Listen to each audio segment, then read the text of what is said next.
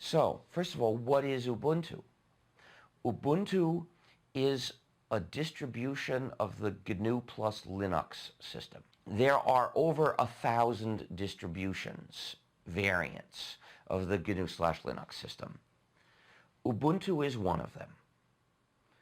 Most of these distributions have ethical flaws. For instance, most of them contain some non-free software. Effectively, they say their priority is not your freedom, it's just convenience.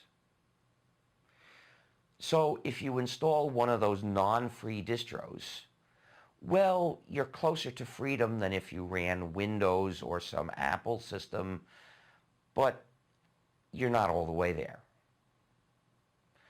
But even worse, because they present convenience rather than freedom as their goal, they're teaching people not to value freedom. And by doing that, they're doing a deep form of harm to our whole community.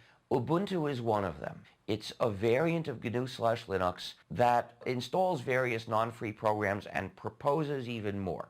But Ubuntu has an unusual flaw too, which is its spyware. Malicious functionalities to do things like spy on the user. Well, those are typically found in proprietary software. They're rare in free software, but Ubuntu is one example. Ubuntu has a desktop feature to search for something, and they're trying to make it an all-purpose, convenient way of searching for things. And when the user searches this way, it sends the user's search terms to Canonical, the company that makes and distributes Ubuntu. And this already is spyware. You know, when you search for something, it shouldn't by default send anything to a company. That should be something you do optionally, knowing you're doing it each time, so that you think about, do I want to show somebody else that I'm looking for this, or do I just want to look in my own computer?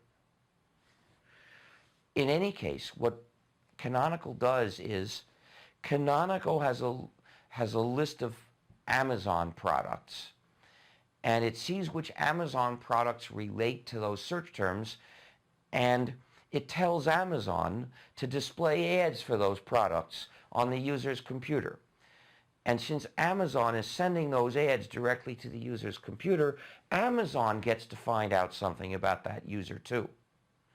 Namely, that user was sent these ads. Probably the user was searching for such and such. This is egregious. And we need to teach Canonical a lesson.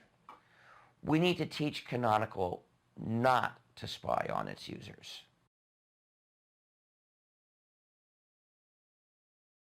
He had to apologize for calling me childish because people jumped on him for that.